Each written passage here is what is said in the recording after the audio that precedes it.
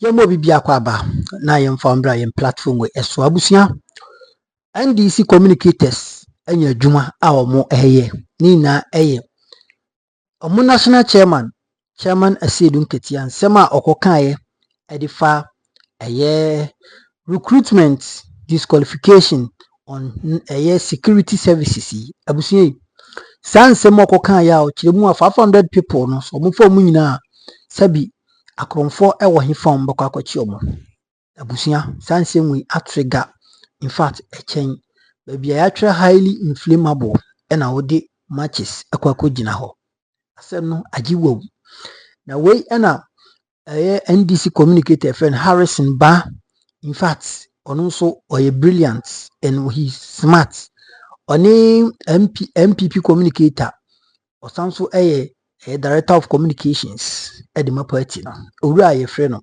Richard Ahiagba.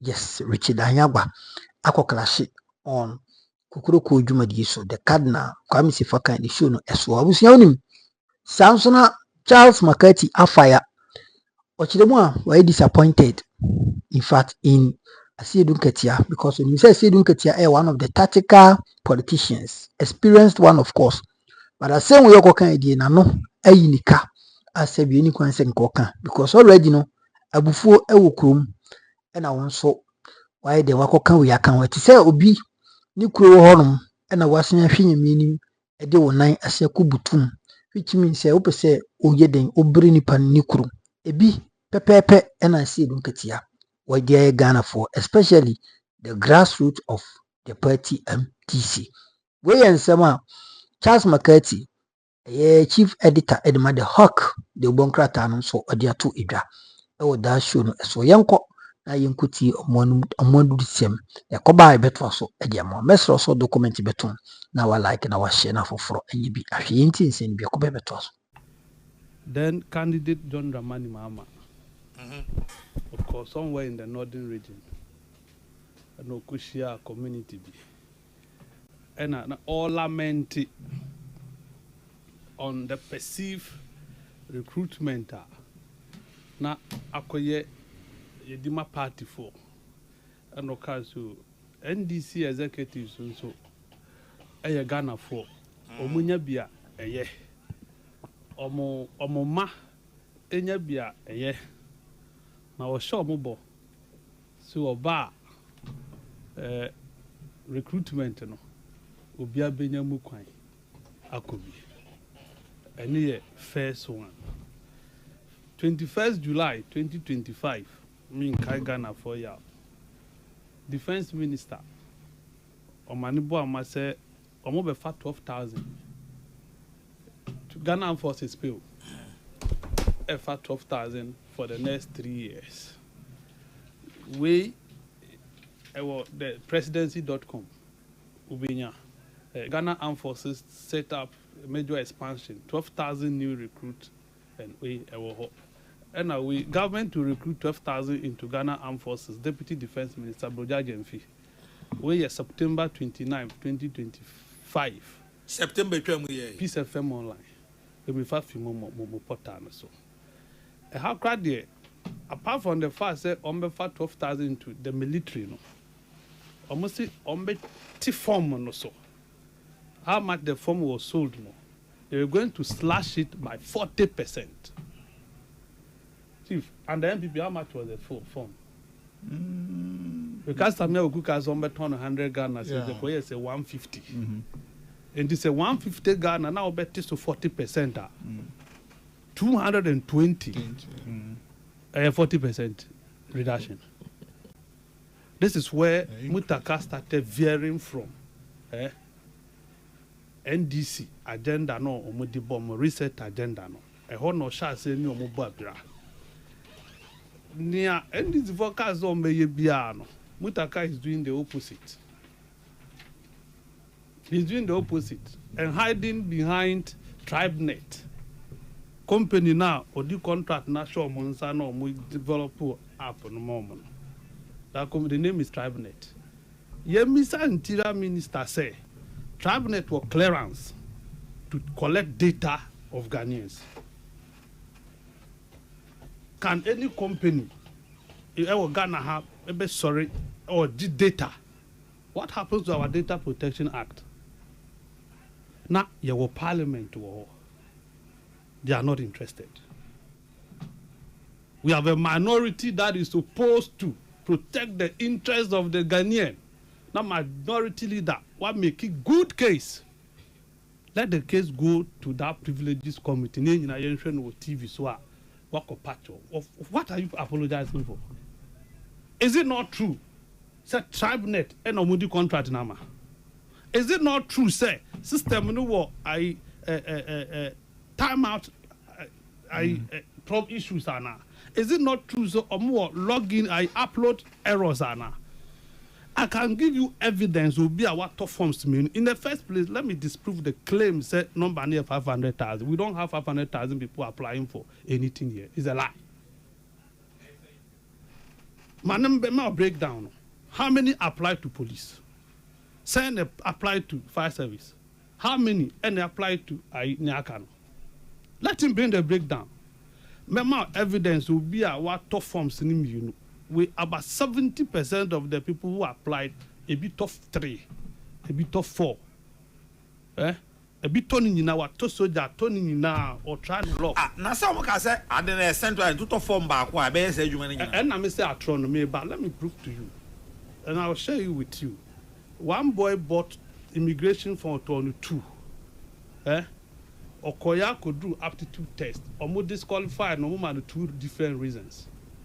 From A reason you're different, from B reason you're different. I know somebody or check here now you're qualified. I did change no Korea you're disqualified no. How about that one? System error. These are the challenges that you can. Obi in Kaso Mutagaso the system yaba because he want to detect diabetes patients. Obi what diabetes are medicals. Okay, sir. One thing. Development. Parliament no go can. Oh, sir. He said it in Parliament after Venue Markin spoke that day when he got up and was defending himself. He said under ono ma obi a what diabetes. Enko police enko bibia. No abisa won't say at what point do you detect a diabetes patient? Medicals. Medicals is the final stage. They've not gotten to medicals yet. Your minister was in Parliament talking about diabetes. So be we obi ye drugs are and yet TribeNet and the bed detective be our ye we and your medicals. Nipan in rule medicals here. What is qualified? Who reason your day? These are the things we are talking about. When they are doing or say protocol, they only protocol to Mutaka definition of protocol and say, Senior Richard Ahiagba, very solid communicator. That's a police phone communicator. Even though maybe I didn't want to apply, no, they will go and bring him and recruit him. And this one, he said it to Wezo TV. If you permit me, I'll share the video with you. And that almost be any message. Meanwhile, he was talking about competence. Unfortunately, he has forgotten to say your competence are on your interior minister. DC. Mutaka. Mutaka highest masters or development planning. In the first degree, you are Greek. Anga oni interior de mu abusia. Do you have any knowledge in interior? Ko majority now James Agalga, why deputy interior minister? They sidestep him to pick you as interior minister. Protocol, no, lobbying, and no competence. There was this NDC MP Peter Tobu. Lanchini Tobu. No, superintendent and they say superintendent IGP secretary. Very good. Into Omuni now or near some one be foul wire Greek. Udanganya pito otuko na juma nanga wose ukoye. Enyo honest uko buano. Then you are talking about competence as if you have it. Do you have that competence you are talking about? You don't. But why are you making the whole thing as Muntakas, a personal Muntaka? See, it is him because Who's that? Mondaka is only a part of a government. No. And it is because he has hijacked the system. And that is what what is say immigration Fabekasa. Maintain. Why is the security heads not talking for him? Okay, so what I know, NSA, for the first time in the recruitment to these services, you know, NSA I am centralized. It just say a funny panel from Interior Ministry, near my police be, near my other in our war, near my movie, that's what I don't know why never. Oh, now Interior Jumano. Interior Ministry. Oh, fan Interior Ministry. Police explanation and train them. Now what for their immigration? Explanation on the buy. Who explanation? There's no justification. You didn't listen to that explanation from him. Because it is not a reason enough. Okay, so or say he's just making up things. Or say Aden Nagan and he said Upper Security Services Mwako. Nipa Bako. Yes, one got fire. Aboka koto fire, aboka koto immigration, aboka koto police, aboka koto we. Wabre so a obetimi ato form ba ko pe. Na ISA adwuma ni nyina. Ti se sa na tie de ne. Ye centralize bibia. Ye centralize ni wi a. Na bibia aye ba ko pe. So that's the explanation of the mind. My catch show no power. So obi ato form mienu. Results no buy about two different things. And this our system now no say centralized no and centralized because the system cannot even dictate nipa mienu nipa bako a what forms more than one. Kadna current system at cabinet are building, you know, how more use it. The system is unable to dictate one person was submitting forms, the same form, the same picture, the same academic credentials, you know, also multiple times they've not been able to detect. So obey to me and Cabrante we an immigration deal with a year near year no and Manisa and they would have taken one and kept only one. I'm sending that to you because maybe nada me I will not lie to you. That is the fact. I have the thing here. Oh, and you know, you see, just an opportunity for him to frustrate NDC grassroots. And he has succeeded in doing so. Unfortunately, no. Party now. Why not Ghanaians but NDC grassroots? Okay. Why not Ghanaians but NDC grassroots? Oh, but I said, also NDC grassroots are angry. So I'm tying it in. Okay, all right. That is you see, the point is that party youth no edia bufu show ako party penifo so. Ena omudi party from penifate no mo attack you. Kana obi owo we osum party obo posters je consensus adwuma nyina ne emini se obetimi ahye uniform. Enti ambia under NPP 8 years no wanya opportunity. I'm fine. Into office we dem so me party na ba me so matimi anya kwanya akọ. O party aba osibo. Party ni say all ma okwan because onu no hwe awo diabetes. Ye di ani na hwe diabetes. Say oh they want to stop protocol so. Into consensus secretary no youth organizer no was here what now was some no and yes only qualification no. But the guy is not talking about the people having qualified. But Charles, other argument a man for so advance a Martin say a person a corner tangent there. What we are saying is that say NDC baby dia there. It means that NDC for never form more juma. NPP baby dia there, NPP for never form more juma. Now, no, everybody who is saying this is just playing ignorant. That is the situation that you won't. Let's face it. Akufo-Addo is no more president again. At India, we lose power. Yes, sir. No, me boy. One Akufo-Addo appointing other city. All the people who are appointed now, from the ministers to CEOs to whatever, NDC for, apart from a few career ones, no, and the Becas, one day, and no crown, no crown say, O party we near, party for the Juma, America wo omo no muso ma civilization ache Donald Trump ba yi odi ne nkromfo aba sa na tie NDC win NDC for the do na benye adwuma ye NPP win NPP for do na benye adwuma ye. That is what we have been practicing. In the end, hypocrisy as if said it's not the case. It has been the case and it will continue to be the case until say we are people from BC. Until people from BC. So NDC and we need power. I won't gas you. Omokofa NPP akoye no. It won't happen. Will it happen? So now you're governor of Bank of Ghana. Yansi Sam. Yansi Sano. I didn't know no man from Kasi. I didn't know NDC na bantu see job no more. And a police the NDC no local police on NDC. NDC ni ko police ya wonya Ghana hin. Ghana. Yeah. NDC ni ko fire service onye Ghana ni ana. Ghana no ye nyina na ye Ghana fo.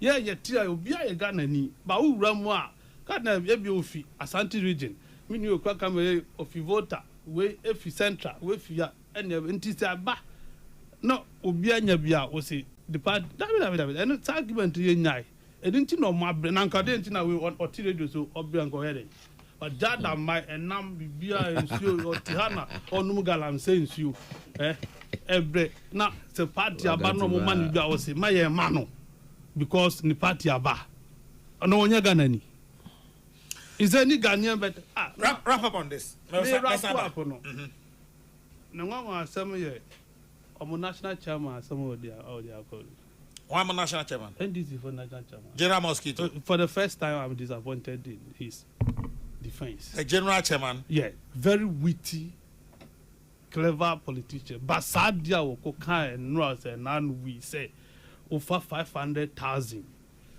police ya when akromfo no won yon mechi omo so we should deliberately create thieves from the youth say be jaw mo ye mo madwuma even sa kwanya no wo betima mo madwuma ye mo madwuma said de be ya ye be nya akromfo afi wo mu na police fo anya adwuma ye. Is that what the chairman wanted to say? Ana anyesana no person kanu e na aba ne sa because there's video evidence me who adem bisa say no papa de me nyin ni say obetimi akasa e no mo send me who video me share video ya me say tawa jenga we de wagumani mo ase because the respect I have for this man comes political communication to have gone that low is disappointing and share you to no crime the very people are old chia old dog mass no thank you ton you are telling them in the face say you fam adwuma akromfo no be fi hia ba na police fa nya o machi obo but say you fo bi adwuma na akromfo ni kromu a ya asumu no ye are we not going to be better if everybody will get job no be asumu enye van yeah now bisa mutaka ushia na bisa na say customs or advertising I don't know how clean is he, how fair is he. I know advertise the rest we know advertising. Why didn't he advertise these ones? If you want to be that appear that clean, that pious Bisano Ushiana Bisano say then I want advertising customs then you mfani ba wana and then I want advertising nako. Are they not recruiting? Why are they not come and talk to people? You are coming to insult people. Who be dear man for them? So we smokers. Now, can you see a weed smoker by merely looking at the person? Ain't a system. If you are even changing the system, you will need a committee to review. Near what any sanity. Who buy here as a minister now we say a recruitment process no o person within society ba mu a o ti committee comprising of heads of securities security agencies ni nyina na mo abobo adwe na mo fa kamfa na mo aye ne fa na mo decide before you move on. You don't go and then run cause o ti committee 7-member committee. What creative problem now you have in a to review what the mess you have created. But Charles, I mean to review what you have created the mess. After now we review mess no. Charles, but I mean, something intriguing say, enti munta kan kwa na yes I do na a whole government to work no. Nenya no kwane kasa. Can't you see the Oma German is here? No, can't you feel it? So almost so now they are going to yeah. Nobody is talking for him or defending him apart from himself and himself. Not even the security agencies are willing to do it because they won't do. They are not involved. They are not part. Well, the security agencies are not involved. And for them communicating, they are better thing. That is it. And they are better thing. Once they are not involved, they can't speak to the matter. Yeah, and I would do a bomb for more. And I will get you more involved and come by or make the bullet in it. But yes, I demand. Well, say, now interior minister. Centralized, maybe a teething problem. Teething problems. Now you centralized and go your minister. Teething problems. Teething problems. Problem go on can't my party no. He has created a problem for the party, and earlier the party take a decision on him to appease the grassroots, the better for them. But at least I'm sure of something, and that is Sampine celebrates his birthday today. Sir Sampine, happy birthday to you, Sampine. Sampine of Table 1, Mecklin Group. Sampine, Table 1. Table 1 comprises Samson Kwame Nyameche, Dr. Kwame Edinkra, Sampine, lawyer of Hinijan, and I'm an associate member of a table. Table 1. Not just a table, table 1. The first table. Table 1, no. Not the first table, but table 1. I was making hotel. Enti, over Zampine, happy birthday. Yame encounter. Yame encounter Papa Zampine. Na bibia enkoye ema. Harry? No. Moja abo mundaka so. What's it? Moja abo ne so. Oh, any we are bad, Papa. Would you mind cross back? Recruitment.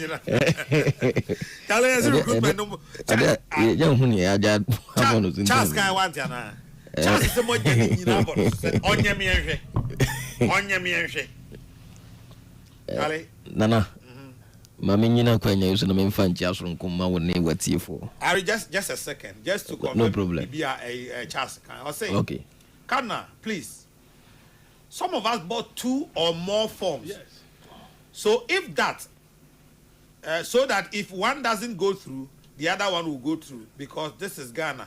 We are talking about. Thank you. Yet, I have been disqualified on each of them. Asare, Anthony. Okay, Asare, dear, I don't know. Now,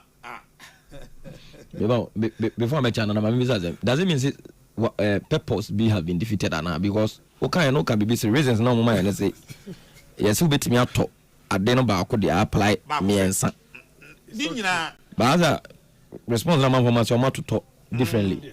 Sir, you know, baffle from all in Chechimua ministry. In fact, me follow up because me intel free police. In fact, I can mention police and immigration. Okay. Top hierarchy bar. Say, they were worried because and yes, sir, and that this system was going to allow the interior ministry. Befa sebi a nipa 1,000 year farmer police. Interior ministry no beji nipa 1,000. No, they are bringing Ghana police service. Say, monye sankofu na mungo training. And the police wasn't happy with it. Immigration wasn't happy. And you push ya homakakra. You push ya duem. They say ya and say no. Situation where me pe police. Minim say bianca police na me pe u. And I be immigration na me pe. But me nye sure say be fa me. Enti mato police. Na mato fire. Na mato immigration. Na mato customs. Na mato the eke huni nyina binti. I'll end up buying about 5 or more forms. She say yenya na centralized. Enti me to form ba ko pe na ma indicate police, immigration. We na ma indicate also. So that was the idea. But he said the abandon say among for say that idea notwithstanding, omatimi ato ono ba ko for na nka auto ba ko a good details Harrison already toy and system no bio mu no okobio ma system be reject no now anyesa intimidate na akese no ano with me login details corona no metimi dey ato 3 4 what you say that is it. Any amazing 500,000 number now man only power header Harry Onimba. Harrison, I didn't know. boy, bad boy. Only Harrison, oh dear. Oh dear, Udusro, Mr. Patricia is a fish as Mr. Harrison. Onimba, I had that way. Harrison to my catcher. Nana. Bese ma mindi kan fa nchia ma woni wati fu ma di kan chiomo na ayi mechia me region 40 region especially base bi ametata na regional capital no yefro Yehowa ni ma bank si base omodi anopa bia omu fidie na da be da peace fm anopa no mo ko base anopa base wo ho da be ni so mo ko base anopa da bi se e was mo betie ni ekoso Ghana nso ma pa akodi omu nwuma nti omo ye individual businessmen a omo nka so omo business den run nti ho ne ye tatena nti anopa si di base for no Yehowa ne ma bank si base Yehowa na nkasa na omo chairman offer chairman base na nkasa no na osa so ye me personal chairman nana ensem na makati dia ba no ensem a bebre na ye foforo wo manim na bebre na eye ayi afi na mate nti se mmeka se de makati kan ye nokore ana nokore bia nim no mintimi nkyere sesi a bia meti ize bia ye wie ne yakoye ho ehwehwemu ne yakonfirm enoma bebre ya mo se ne oka no eye nokore banana ewo mia minim die mu ene e bia de wi amese tem asema se defa ena na me de be kyere nsem sesi a yero ho nana nokore na e wa asem no ho se nipa da seni die ye kase ye beye ade korona ye taye na ye nyina so ye kan e kasa tea expect different results one day na udi one dance say nya ade a ye benya doing the same thing we will never get a different results nana entiana me I felt to say in the wisdom of the minister and a ministry no they tried implementing another thing and I say ye be before for I say ye be then ye benya different result and I mini would dance say this particular thing is a new system e had for so mistakes are bound to happen ade had for bia and about to make an what you say see mistakes be see oh yes ye be recruiting from 4,000 e dia come police ye be recruit say e dia come fire service ye be recruit say e dia come migration ministry na nkasa se obehwe so ayeden aye using a particular system na me know that e dia dance say ade foforo everybody around this table be dia dance say e ade foforo nya ade a say be ye da this is the first time it na bibia ye first time bia who mistakes ayeden ebeba at the early stages ana say me fa na say we can call it even the piloting stage and for problems in the Emma. And these particular mistakes, I know say time by Kosono will be corrected. Some fan say ministry ne recruited the ama security service nenya.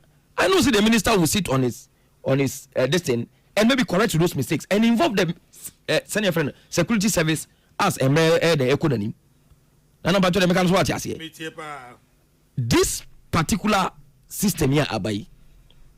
We can all disagree with its flaws and mistakes and say, sir, but we should also accept the fact to say, it has brought some little changes. No. Some time ago in this country, for police for Makati, any soldier for immigration for Kuruma. Missing Richard Ahiagba, but they are dancing. Oh, wow, we're a politician, and they will all confirm what I'm talking about. Obit me fro. Say, oh, me triasi kama si masibi. Si masine se obet me de miako police me no kasa ma 50,000 amano na kire no bibia twatwa sabe ya mfame se me se masine kura ndane me sika mama ya wontimi nya da wontimi ndane mame if you go to the CID headquarters there are so many of those cases on their table the last time when I went there on a particular case CID mame bi kire me say sansam ne de bebre kwa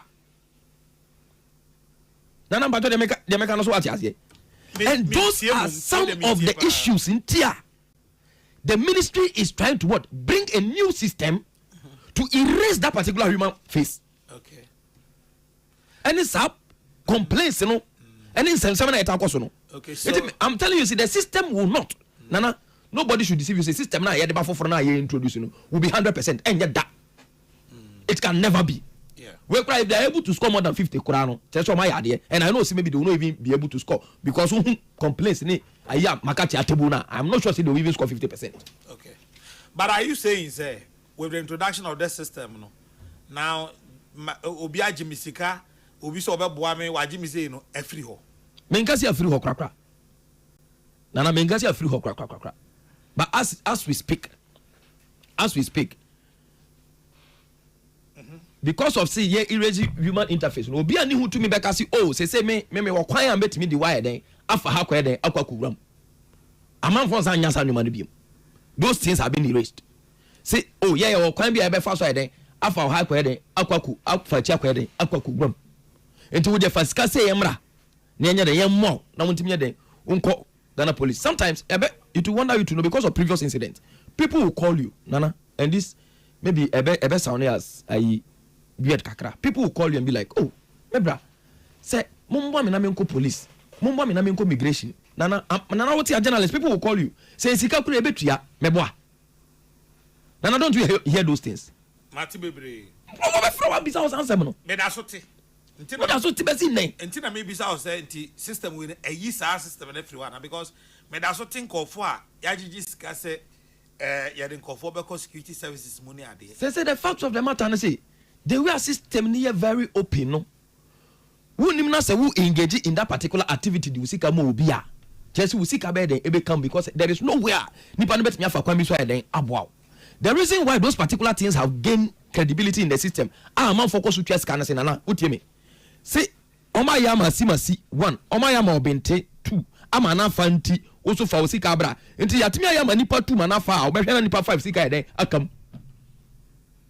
Now and the only way we see kabet mi akasa yin mu bi ne say yatimi ayama obi a wankasa wani twase ayama obi na wo so kwa akoye and they say kwan bi ani ho yebetimi ayama obi a there is nothing to build your credibility on in doing that into ultimate cry the angel obi sika and nana those are some of the things we are trying to erase in the system. Are you really sure say kwan bi ani ho? Nana oh are you really sure? Nana ene de I'm giving you reasons and I make sure say it won't be 100%. Nana me can say 100%.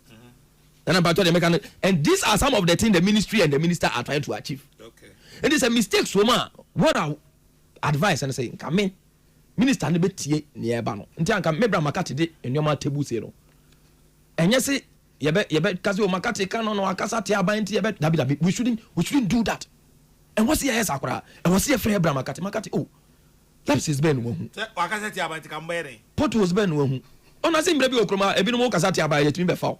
Ubeka zu pia krania ba befa. But they say there was say say friend oh mebra makati photos bi aba enuma no mu. Sabe 1 2 3 ya won se bobo ne 1 2 3 pato e bia ya ni nye ne amma so. But until the mayen sa nyoma we nyina na next time ye introduce a yatimi consider all those factors I mentioned on air. NDC communicator mpacho me pese me ya di kakra bi. Me chairman ko ka asem bi ama man fo bufuye. O chairman me national chairman. General Mosquito. Ono ankasa woni nim die ho ne de wi a wase anya experience. Woni me say politics both NPP NDC obi abedi dance here. See e ba na manyo se mokrum ha ye kan o ma adwuma bo pew pa. Wo yi nipa mienu miensa. Wo be yi ono aka ho. Wo obi e ba na manyo se ma what he say pa. When you want to make a particular statement and want to make a statement. Oh yeah, people were not happy. Among for kasati pa. And yes, one yadi makas take an okay. Member Tana and Cassia during the young kai, okay. But on Angasa no power or release view to the Facebook page. Oh, call me where the hole. Now, dear, what your man Pesame Kaina Gana for Unate. What your Butoya Musamay Abba. I was you, Biate. Was the people of Ghana, especially our teaming youth. I have seen your reactions to my remarks about the ongoing security service recruitment exercise. Over the past few days, I have received many messages and calls from young people nationwide expressing their disappointment about the recruitment process. I understand your frustrations. I want you to know that your concerns are completely valid and your voice have been heard. When I pointed out that, this is the most important place, when I pointed out that 500,000 young people had applied for only 5,000 available security slots, my intent was to illustrate the depth of the challenge, not to demise your concern. To every young Ghanaian who apply for security service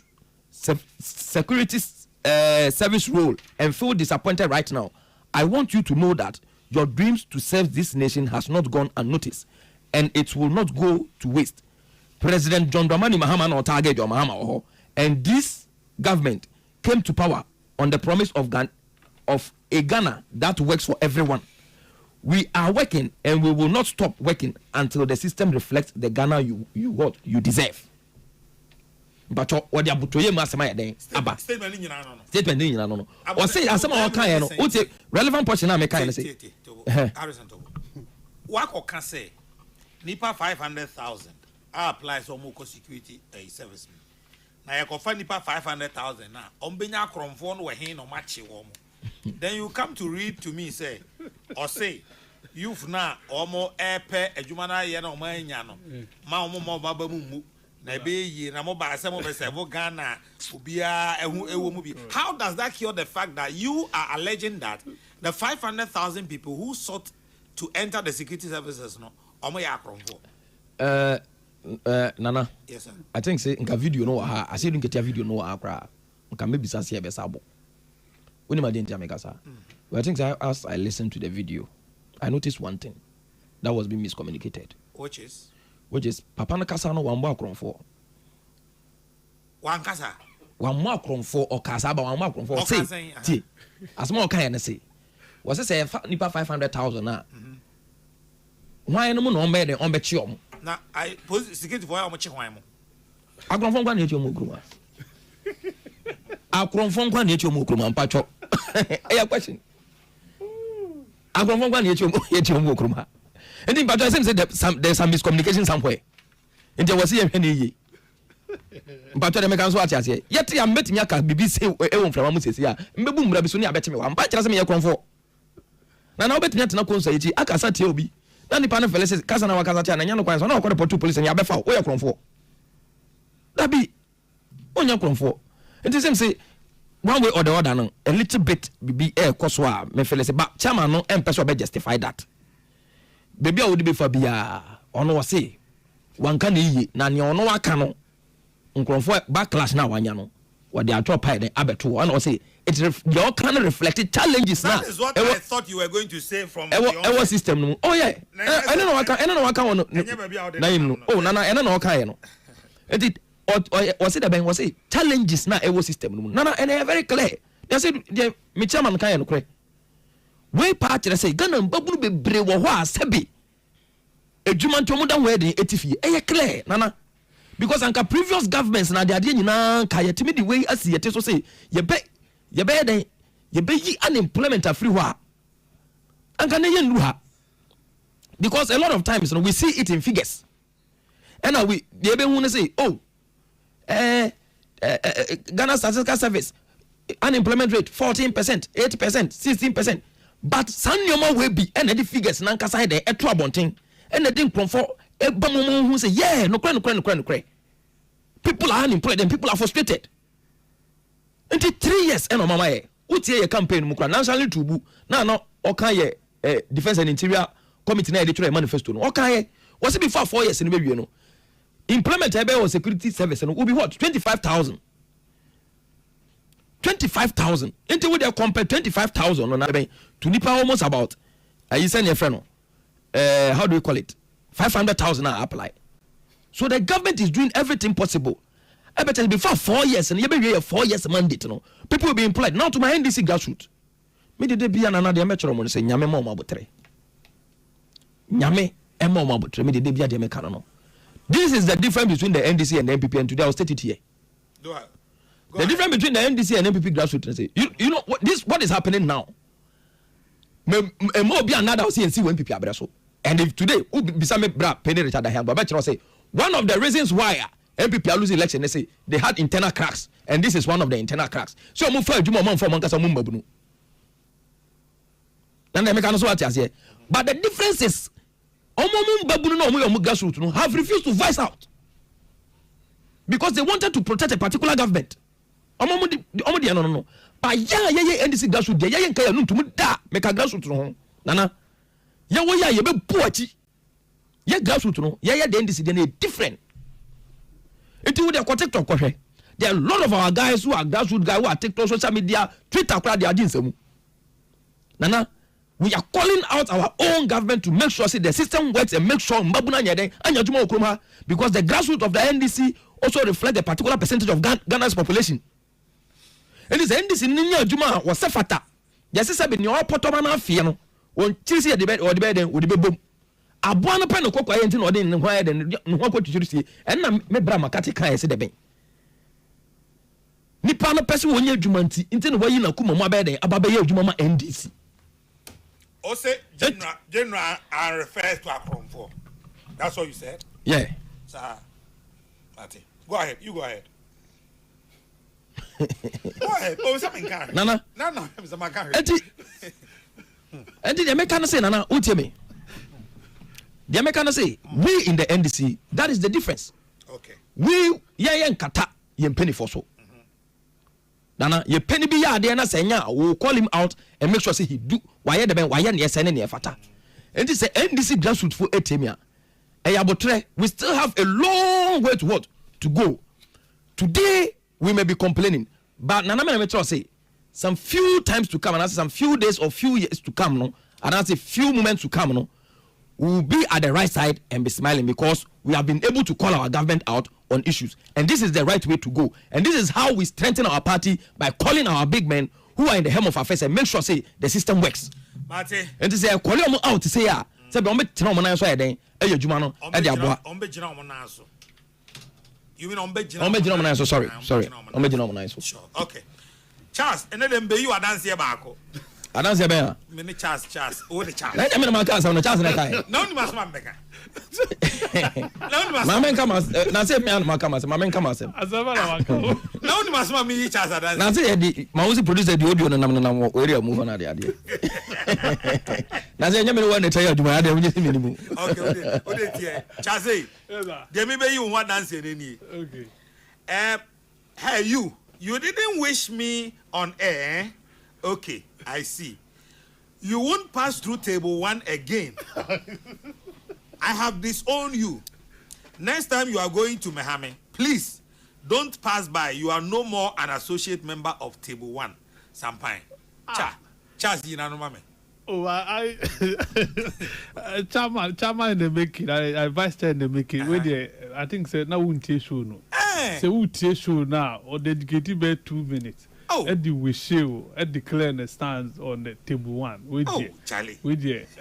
Offers are fine. I'm fine. You can't catch on information. One more full facts no.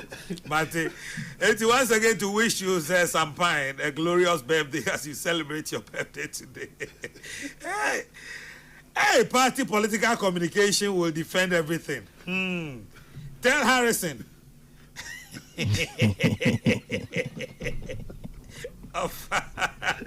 Why be upon Harrison Nana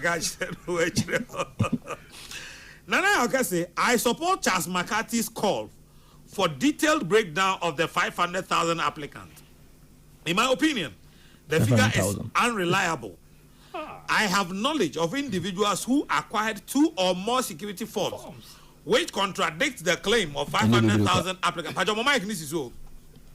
It is essential to question the credibility of these estimates. Additionally, protocol slots have been assigned to various constituencies over the last 2 months. So these medicals are merely formalities and camouflage. Mad Lion, Ahafo, Shidium. Okay. So this one, Yamavin in question team says, if President Mahama is serious about his promise of implementing, okay, Yamavin, we are even not talking 24-hour economy. And I mean a man to say. Okay, sure. I think your message is relevant. I got it wrong. Kadna, if President Mahama is serious about his promise of implementing the 24-hour economy as promised, 15,000 Ghanaians could be absorbed by the security agencies by now instead of the 5,000 vacancies. It is simple. It is 133. So 5,000, 3 shifts. That is 133. Yamavin. Because even there, yeah, rough no. This is Suatra recruitment. Suatra recruitment. Muntaka holier than thou recruiter. Keep recruiting. You are the best. Yawe J and no do we say free atchma.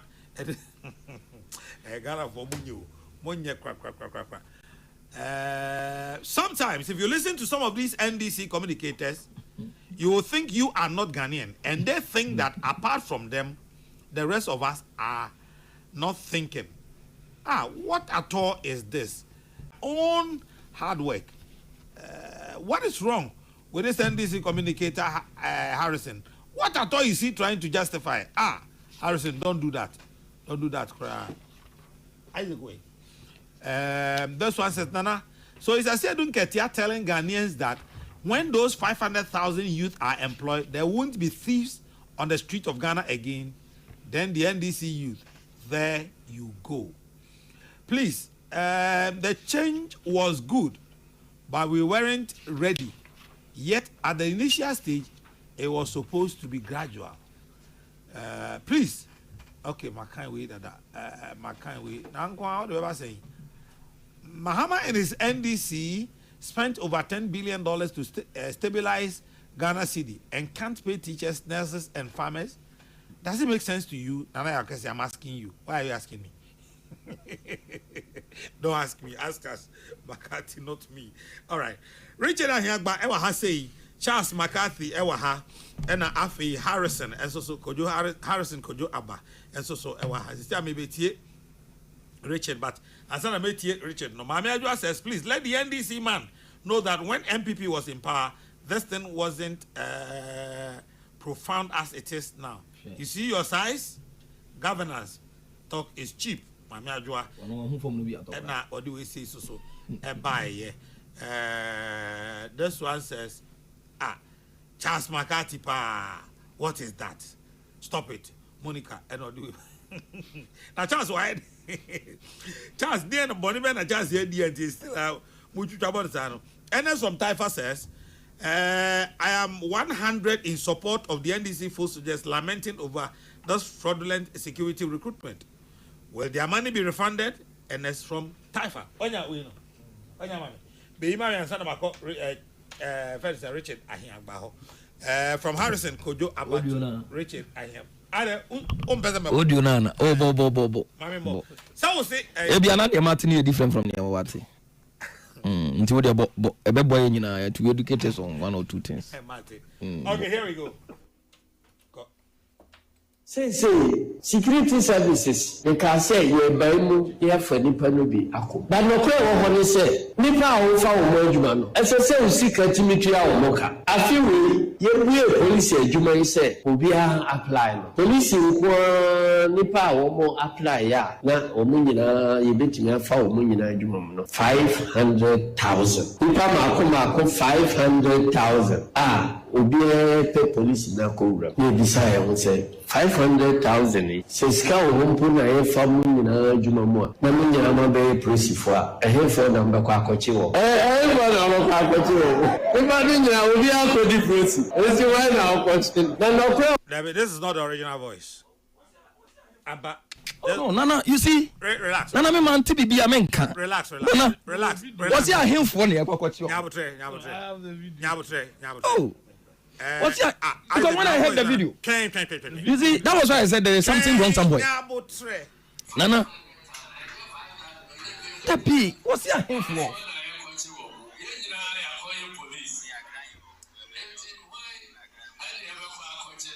Trying out 500,000,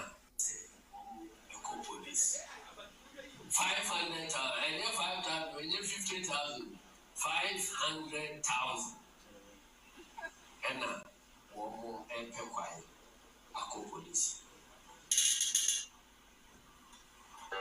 And you won't check 500,000. Now say, yes, it will be a open pie, a good young farm. Your farm police for 500,000. I think for now, when you come for crash it you. So that and Janet say walk away.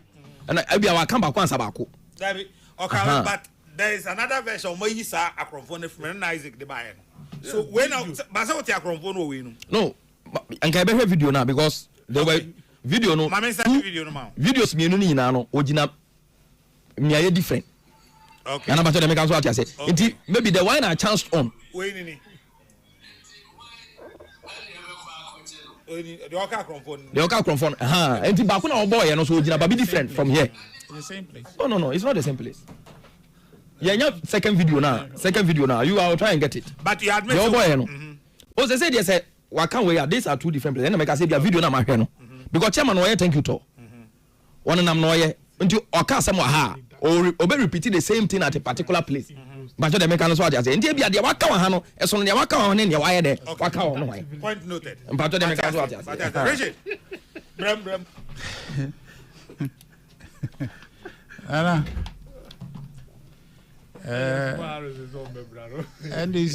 NDC some way no. Ever can be but mame any party you make a crana wadaruma. Any went through an air party and many time. Many time That's I recruitment. I think sir Honorable Muntaka say Mari Kofi. Say Mari Kofi because Jumano Esochero. Now Esochero also President Bahama may show some mana Kofi because why not you say a county and Kasembi or I say a council so about foreign ministry, same be a free hobby. Very unstrategic communication. I can't someone said the TNA agum.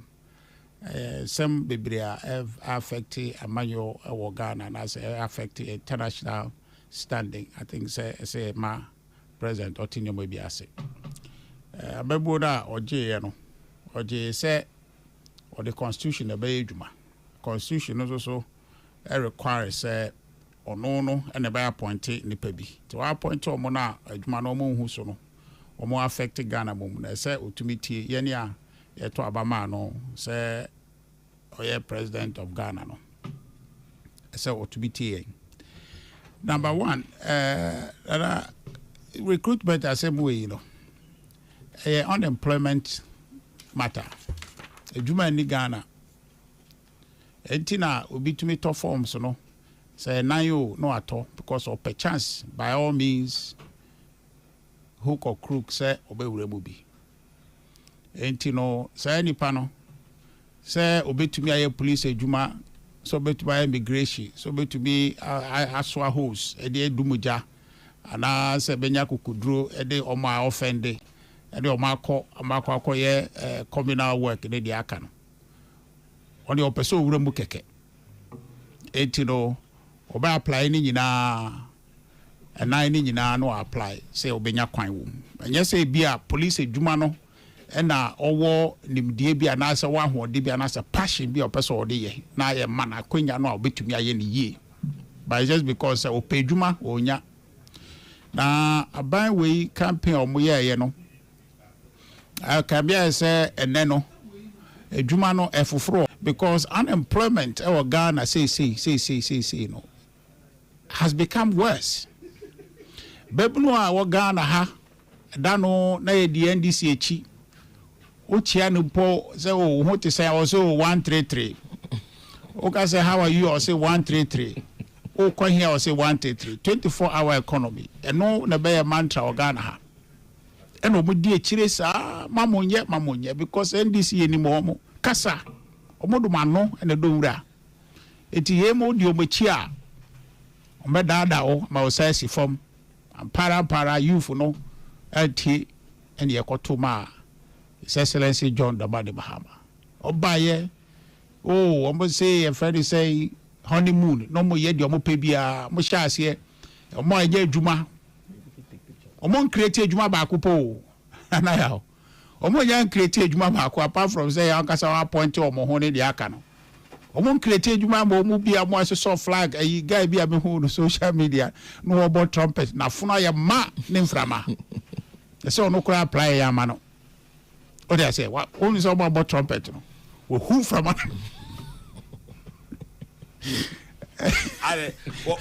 from? Wafurema police. I said, why you know why you? Where from the police? Well, this what a veteran of picture. What say why you know? And we who from a good afternoon morning ball a trumpet, but in the we apply a mutaka by the quiet.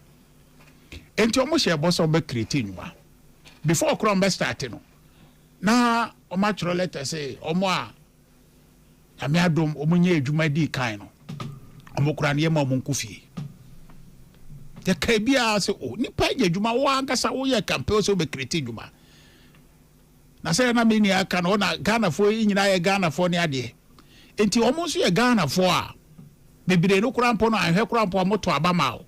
Eni adada o kai nyina wo dey o mokra se wo ba se 133 edwuma no bebu ntiro mo so benya ba ko bi kura ka mo de no na ye 2 nti mo nyina akoto abama o afi wa ba edwuma ba ko no mukura no o ba je fro mo nsam na mo je ni nyina ni enimu se o mo de plan bi ba but NPP de enimu se o we no o mo yi o mo de NDC for akwa because o mo ntumi create nyuma na no kre ene de akoduro ni se NDC ntumi create nyuma ma ye babunu no youth no nya adwuma enti eba police na owie na wo ya announcement say o ye recruitment o nyina abekọ ho o mu nyina abekọ akọkọ pesa adwuma yi because adwuma ni ho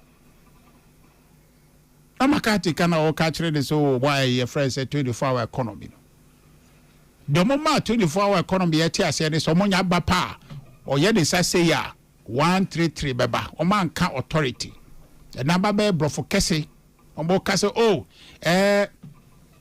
authority ni be den authority no abeye den ombo can say incentive no you don't need authority to apply those incentives. Finance minister bet we have a parliament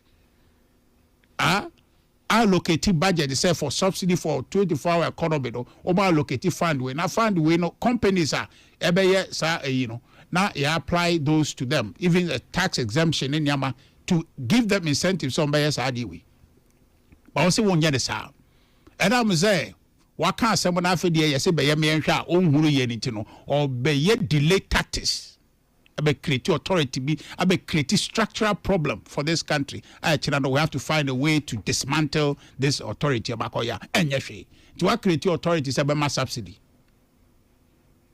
Authority. And we create with a whole budget.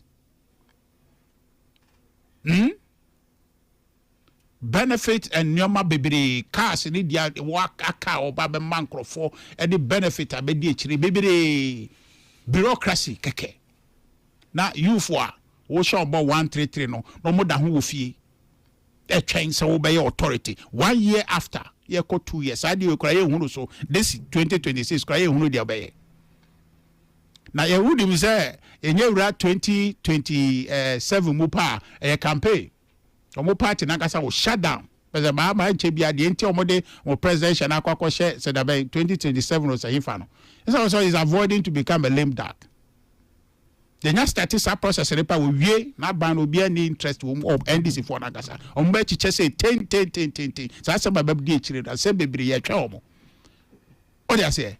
Sabreno and I will baby at 133 no. Because a Juma ni baby a Juma ni baby a Nana enunti na president to me shefugu ko parliament. A sheche guso no look nice. Na ubia nye GDA se president meka asem ama ye niaje ama Ghana ye hu situation ye wo mu.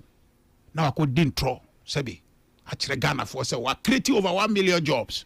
1 million jobs no wa he. One creative into the number ne kan ho sa akwa. O de kan ho. Ni handless no ama ne sense form because o ma hu akwa mba so ambetro so Mr. President bo a wo she yida no adwuma ya create no dodo na ya construction labor adwuma nkora ko school ayi mame ne ba panoma bo mo NPP ya di free SHS ba mo gina nya akonya ko school a ne wo kire mo se wo de wo ba adwuma bebu 133 no wa ba wontumi create adwuma na construction adwuma ne de aka na aba 330,000 na ode about 670 jobs on non-existing jobs account say over 1 million and we are creating so on creative way the account of parliament or the bay in mudra the bay and tro or the attract Ghana bebu aden area you can say election or consequences are. This is a typical example of it. Say ya to aban no ye ho. Ya to aban no ye ho. Na ade ba kwa na say mo me dwene asem no ho going back to 2024 me dwene ho ne say. A time NPP enyaye. Ene oni NDC for kasam kaso NPP for mo lusu poto. Time enyaye Ghana ha. Am I lusu sa 2024 election. Enye say bia nyoma ya ye no Ghana for who value because we take it from 2017 bedu 2019 cumulatively economy no grow by 7%. Now even 2019 the World Bank IMF rated Ghana as one of the fastest growing economies in Ghana in the world, sorry. One of the fastest growing economies. We are saying now. Enough for recruitment, no way. Maybe. Say, in some way, this is for Kaye. That and that's some more Kaye. My youth for the court to about my and net or Mosesi for when you recruitment as seven. The father by any. Economy no echo ye. Because some people know what more. Because it said, yeah, building momentum, I quit anymore. But to my culture, say. Nkanye ha ene yewo ka ko enim bebre nka babunu Ghana ha epa adwuma no nka enye ne sei economy na koye in fact na Ghana ene Nigeria o de Ghana shek Nigeria mo abekom bebre omo economy no so o de susu ye de na ye de ne ye kete ebia omo state baako ana Ghana bet me na compete bia wo de Lagos state for example or more economy compared to Ghana Kroneso population over 120 million people o minus thank you enti na kire se Ghana in 2019 surpassing Nigeria in terms of foreign direct investment and no nchire mu no ye say wiasa fa na nyina omo e wosika pese ye de ko hye adwuma bi mu omo wosika pese e ko invest e kurobi so no anaso man bi so no ehunu say Ghana economy no ehu akono che Nigeria te dudo na aba ha sen say ombeko Nigeria de musika akoko hye adwuma mu ho enti na de me pese me chiro ne say based on that momentum from 2019 no nkiye ko 2020 no sanka yareboni covid amma that momentum no nkabe push here into 2020 nanka economy ne bekoso aye one of the fastest growing in the world na ka 2021 nanka ekoso nka 2022 nka Russia and Ukraine 40 wo mo ho ase no saa wo na amba nka global supply chain are disrupted here a creative global food inflation ekosro ama US cry inflation be a problem ama we increase interest rate affected dollar transactions UK demonstrations ekoso sabre no kwa na me call conference bi or Manchester train ayede ba London na tube drivers train drivers na omo strike ti be do London no na we caught off guard what I say anam sa conflict nti sa nyoma mienu we buy de o how kese beto ye so ene ma NPP asem beto ye ya na nka Ghana fo nyina nka bete ase Ghana fo nyina te ase metumi akane sa te ase because we share the management of COVID yet ko ya no na Ghana fo nyina te ase na ba ma se ene fellow Ghanaians ya asem a wo kan obia related to but ade ba ko a issue ye NDC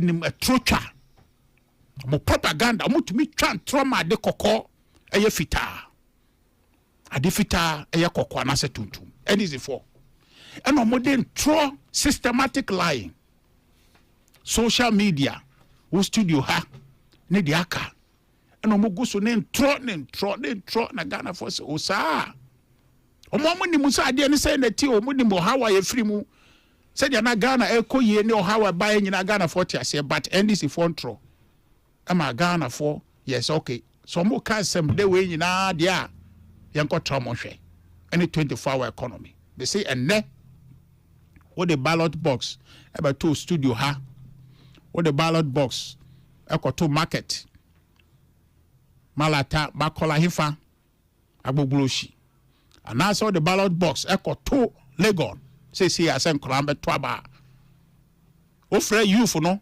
so open youth conference Munina Ambra normal back now the ballot box to her Yento Abama His Excellency John Dramani Mahama Nasa NDC Esan say Omodian Kasade Adada Ghana for through the youth no to a point to say omumu 500,000 near Chile and I'm say nipa na baako I think some counting the one omo ato forms no be mienu miensa and nine no ye be count omo as one enti say we yimu na be owo mai amato forms be 3 4 and I say extra no we ye say kro mo ye 5% say number no bebiri kwa and ne enhu ade no so sa a centralized system no anya Ghana nkwa na ye Nigeria for enso ye bi Kenya for enso ye bi but the problem no the lack of coordination minister no e dey ayeyi I think say Bakatika so ajab on the board in Nigeria for example no a board and a coordinating the board of the services and a coordinating until they are involved nka say no they'll be talking migration for example no almost system almost criteria need the almost fadipa the person on the board no will stipulate that into application no obehu ehyehyɛ a ɛda omomo de no na aye centralized part into what form the ba kwa na wo select say okɔ immigration a to me ensa nkɔ sɛ okɔ police but what I say na aye streamline into omomo de no saa no na aboa so obeye bia in public administration where there's something they call best practice or in policy in general best practice Nigeria yeni animo eni omo ena hwebom nti we say no you can learn from them enhance the system and make sure say ade na oba abaye no omo deficit a omo de no ho de omo aya enko yie no so ehunu omo nyanyina ade improve omo de no all these years no na we sua ade enhance wo de no nkanye ha ene yedi san komo we but oye no ho agimai ono nkwa na betuma ye waje abom de se de ope no en wo ye no yakoka tribunal assembly of parliament also ntiase enti de ehunehuna eni ha kire di paso na o BBC BBC hwe ade na wo mo ka no de aduro no nipa eye saa aptitude test onya bo ade ba ko tu di be 30 seconds and I said 2 minutes 1 minute impo na onya answer the next question na tiafa so tidipa ko tweska na ope kwan eliminate no by rough tactics inti saa application ya omode screening microphone no na ye twetwesi nti wa onya fam na etwesi ye ka say disqualify na afi de okọ baby ye say says kanu ye mfama ye manu mo amoya application nipa no a wo pe no wafa amana broso be 100 sa first kanu mo we nye manso nya fe ni ye beka se na da no bi ebisi ye de ma obi anase amfa ma obi first kanu mo first kanu e ma omo apart from say also beti ade no so want so sa price here waje free omo a wo no che omo boss omo 24-hour economy job 133 one ma omo 133 one no po no a wo de buy no so mo sento ska ko mo ko je ska no enfentua ebia ntina chairman Aseidu Nketiah ka say o recruit omo nyina akronfo no be wa hia omo akoche omo gwase omo say ska mo ko wiai because nipa ne nya adwuma na so ombetua 220 na onfa wura police so obetua sky so a wetua ma na won so a onfa no entira de chama Aseidu Nketiah ka de say an yamfa 495 no say dey afa de benya krofo bebiri Mate, mame mrana. Bacho me ba. That is when you say unya tam nye party adwuma. Let's not person can me party but that way the akaro. Mame come rana. Me ba enti da me party ne say. Chama Aseidu Nketiah se mo kai. Statement or the buy. You should come again. One patcho. So statement we or the buy no. Nka say only one word and I said 3 words or 2. I am sorry. I apologize unreservedly. Okay. So take it away. I am sorry. I didn't speak well. Period. Because someone didn't try it. So videos no no. Second one no na a boy no. But first one nankasa asem no ho no. Eno so say it here. Away. You call police. 500,000 and then 5,000 and then 50,000. 500,000 and then one more and pay quiet. I call police. And you won't check 500,000. Now say yes, people be or pay quiet. I put them. Yeah, you call police for 500,000. I think I know me not come for crash it you. I thought I am going to you. I call you police. And why I never continue. I think say explanation about on this one medicine after death. I don't know. We will not see that. If you are doing the old my for people will not bear the sorry. It caused a mess. So, but now Richard Ahiagba bebre. Ni omaje ne de anka Ghana e heaven. Na wa misane say there no mo opposition. At least among my actors, the party went into opposition because of Adidija quoting Dr. Mahmoud Bawumia. Meboa.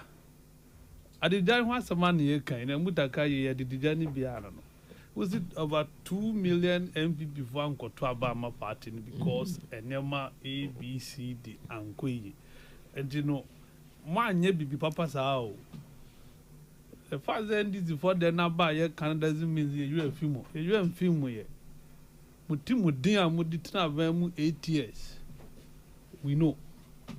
We are looking at how to go grow Ghana, ebe grow no better. Intina ye can be adia no. Now, me comment I think say Israel ni America, any Ukraine, defend Iran and Tokana Abana. It is good say the world is speaking against US aggression because mihunia Iran aye entia US needs for to share Iran. So this claim say omu ye omu advancing nuclear weapons in as for no ebiasi da omu call Saddam Hussein no say omanya nuclear na after eliminating Saddam there was no evidence of nuclear. Na ono America na okope nuclear weapon no. Oni bi. Ono bi just all person ono de onyansa ono betimi dia manage. Chese ono de okuta enye will be full cry enye. Israel will be. Nuclear weapons in the hands of Donald Trump. Yes. And then they accepted that. Ono no na wo oye so suited say obekuta nuclear weapon. And the empire mo na America superpower ya Trump ya oho ye. Yes. But no other person apart from US and a bit yes, I don't think they are being fair. Moko Iran so far nothing shows say Iran for nuclear. So more nuclear power. More use nuclear more. And they say Obia Cassetia. It was a UK 4 year margins you say no we're so I just pay. We're just UK. Is that you want to be angry with anybody who does not support Onyema for a year, no? But see, you know, cassette but and so say, is it Strait of Hormuz? Strait of Hormuz, yeah. Strait of Hormuz, no. So I say Iran for no Omukuntokwani. Is a ban of censorship. Israel talk for censorship. In Tinema and fewer Massa, they are not reporting, they are under reporting whatever is happening there. Iran's cause damage. Do fast rate of Hormuz, one of the facts say Nema, import dependent be a deal or memoir importation be affected disaba the pressure by a CD no so CD na anka honia ba mu kakra rise by 41% me wa and nanu ya say at least by 3% be go down and kwa na this is way a persistia a high for what na your problem is and so say crude oil the more drive cars no mo petrol ton e so aba phone kakra first na 17 cities ni 16 cities na aba phone but we Matman fatam na kana ma Harrison kwa new me be hard me da say Charles McCarthy Harrison also for 2 minutes na yanko Nana. Yes boss Me bra Penny Richard akasa na nsɛm na ɛwɔ hɔ no sɛ even before me ba saa so no one yɛ ne class atiefoɔ ho sɛ deɛ me so meti video different yɛ ne deɛ sɛ deɛ ɛda hɔ pɛ the only thing is sɛ chairman no ɛwɔ thank you to nti ɔka bi wɔ ha a ɛwɔ sɛ ɔsa repeat the same thing wɔ babi nti ɔka wɔ ha no ebia deɛ ɔka wɔ next one no second one na meteyɛ nti so maybe there is nothing like miscommunication but deɛ mema ate no de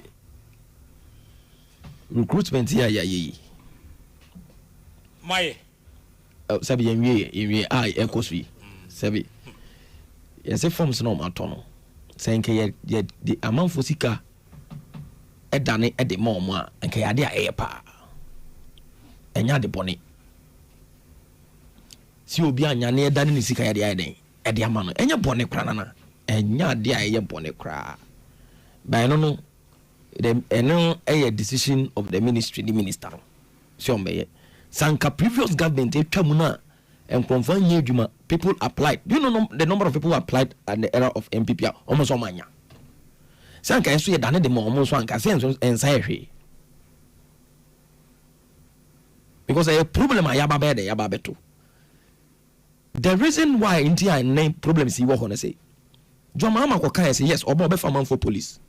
Okay when in prokra. Because at that time na ye see say won't advertisement na won't she do you want say oh NPP for kuma bia for akire behwe no ma graduate uhwa for status congratulations police congratulations immigration congratulations and Joma ma hwe no say no enya de pa me ba for fairness na that is the word fairness one ka say ye be for obi biara was say for fairness nti ye be biem am obi ati me ade ayeden ato forms no bi na ya pick people on merit enti ne kwakra ne sen nana no kwakra na say sianka if the problems were corrected some past time and then people for sabi yeah the policy abambre na na Chairman Richard mo say 24-hour economy they told us no monti ase nana a lot of people say no monti ase na makazi maba choose wa ma explain ya man to so am minimum still NPP for so monti ase and then omonti ase se ne ya ye de aba and no muti assessing ya and still one thing they have learned say they are still blaming muti assessing some of the 24-hour economy aba yeah they ba no muti assessing and then hire na pass home bra. No, I want the clarity also muti assessing mo de aba na mo de ba muti assessing ya the policy na de eba that's the policy na for the one early stages. You mean they understand that you are more introduce policy no say they omo pa kire no because sometime ago na me we show so I NPP for shower ha maka me minimum men na ke ura free anadwo bi ha maka na case won te ase wose de meka bi animu se nnan ko hia omo hwe omo se omo na omo te ase se ne ye mate the problem is say last one me twa to say NPP for no they should know the reason why they were into opposition and this recruitment thing is one of them and that is why we are trying to correct them. Richard that's it. I mean your party you but ya ma be kam kakra so fa ebi ni ho aka 3 minutes pe party also a general secretary a press conference yesterday membership drive yesterday no March 1st you know you go so ayeye but you nya some feedbacks bia here say betumi a review process na kakra na enhance no enti the abane say following a directive no from China 14th and I should say constituency be our Ghana all the 276 no and police stations be our constituency be no omonye meeting from 2 p.m. to 5 p.m. 14th of March, 15th of March. 21st of March to 22nd of March. And this is a member and 28th of March to 29th of March. Sa dates me and Sawi I'm announcing police station bia any meeting. Now from that time na obi biara or pese or register. Na onya kwan eto aba no. Sa period ya announcing say any panel so register online and I say or register in person or betumi akọ sa meeting ni bi na ya verify say ampa o ya NPP ni what is our police station ho na ya twerɛ within na wotumi ababɛyɛ member ɛwɔ sa police station ho na issue no say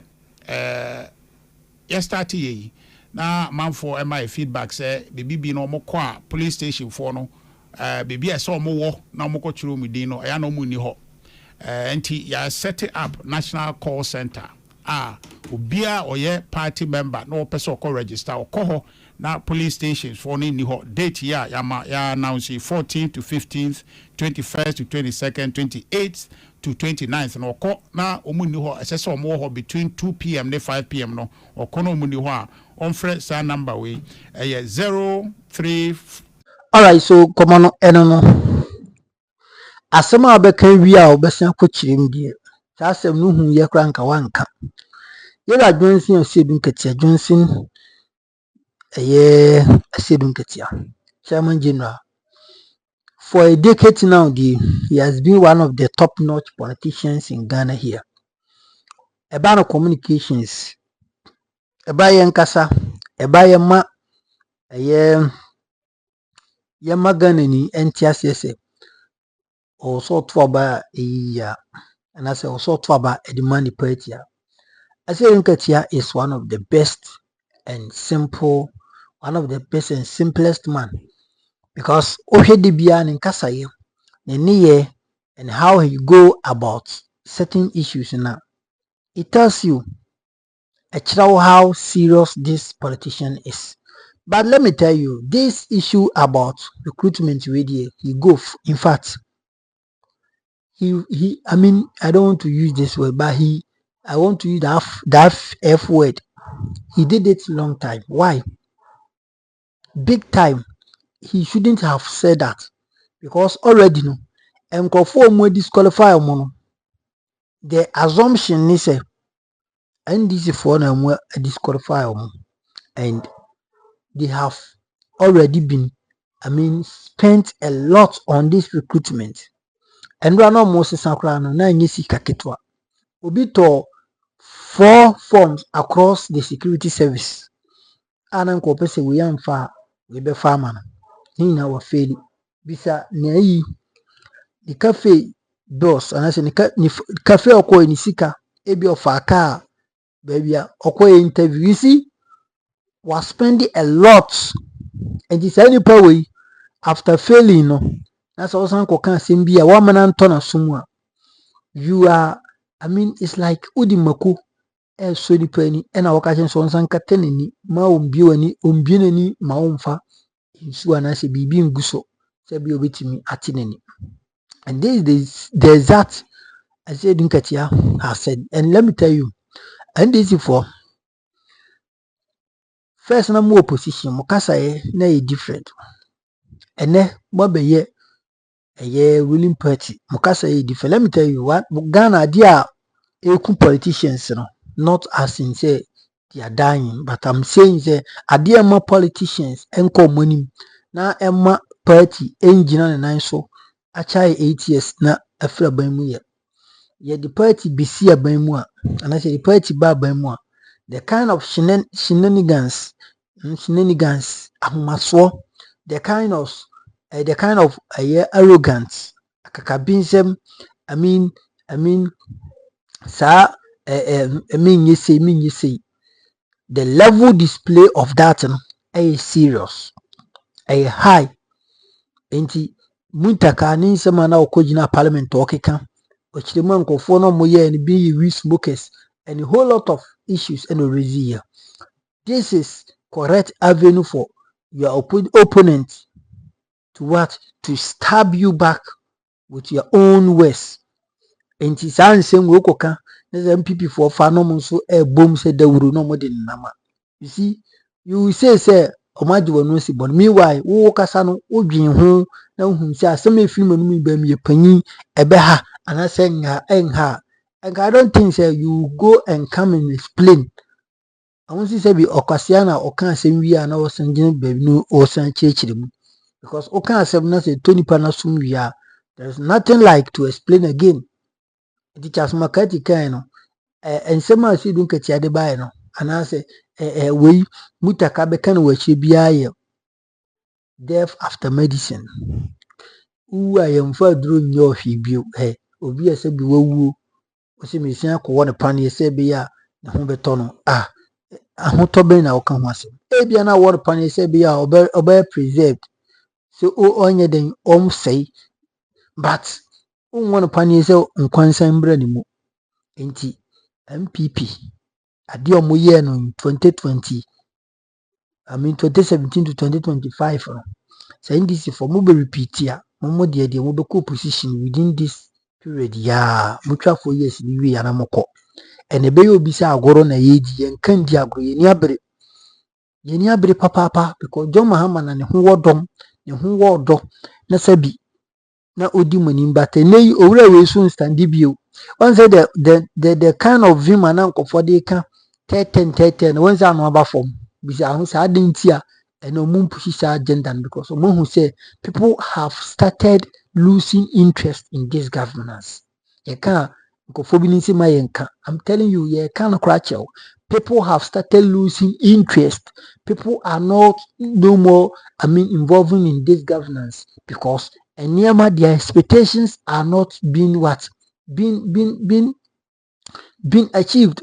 Maybe if you any mun so wuru abeye adwuma na sa mahwa na enko na store na almost the justice one can brofu bi see apasa we lose interest aduana wo padie na watwen na the town community wo de akopa aduan foforo de ne obasa wo de aduane brawa wo mpe obedi ko obedi kiti. That is what is happening in our politics now. Inti ye can be kekere de akire NDC for bonye de ese monye de fata mutumi ye de ne edi suma mo se mu ba ba mu amonya especially corruption related cases mo be fight na magigana for sika maya. I mean, we have no problem with you. We will let you continue with your governance in the next 4 years. But the Kobasa Mundimi anye na Mozambi be Ghana Fuki, Mudi Becase, mo yentimi anye mumba Monsanya, yen yes, a kufado ni Bomion. Ye bet you was in chain, ni Bomian, your cacoto position. Ye who did the Ghana and Befaso. Chawaju commensation, Midian Mega Macau, bye bye.